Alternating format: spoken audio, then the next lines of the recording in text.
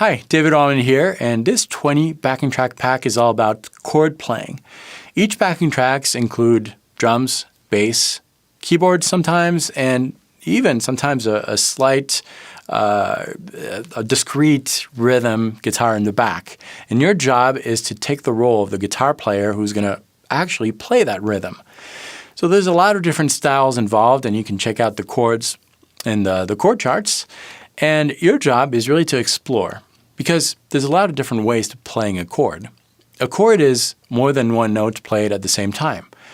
Really, any note. I could just put my finger on the guitar, play this. That is a chord. It's not a great chord, though. That's not going to work on the backing tracks, but that's what a chord is.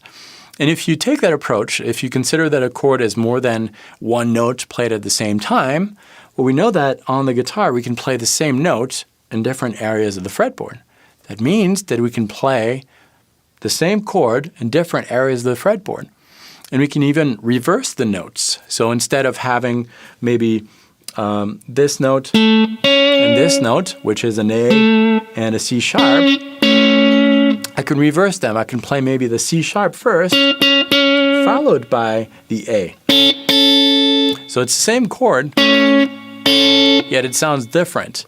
And that's what I want you to explore. So there's a lot of ways to approach this, but the way that I want you to approach it is to first consider the chord progression and try to find different chord shapes that are going to be easy to play, to transition from one to the other, and then play over the backing track with these chords. That's kind of what I did in that intro.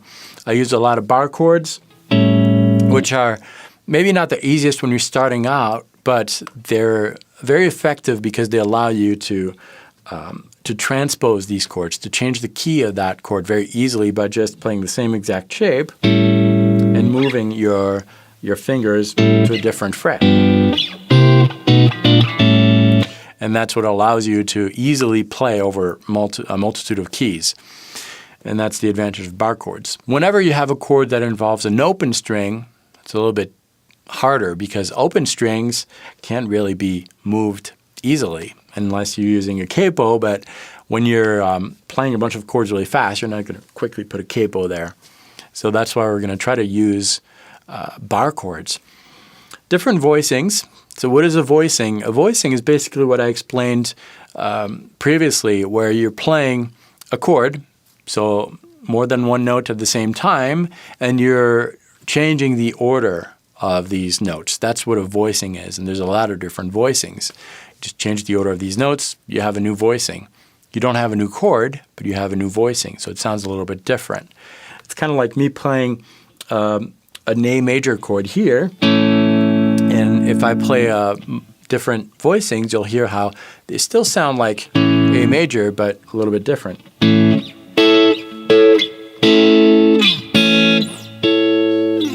Same chord, right? But different areas of the fretboard, different sounds. And that's what I want you to explore.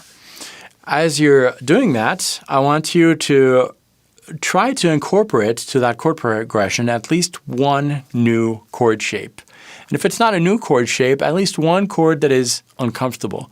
Because if you force yourself to use that, eventually that chord shape is going to be very easy for you to play, and you're going to be able to incorporate that into your own collection of chords, and it's going to be second nature for you. It's going to be part of your musical vocabulary. That's what these tracks are all about, just building up your musical vocabulary. So I'm going to try this again one more time with this backing track. I'm going to start with simple bar chords. I'm going to stick to basically one or two shapes.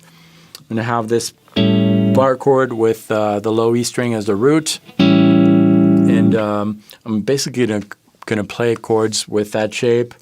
And then I'm going to expand a little bit with different voicings, and you'll see how it kind of opens up things.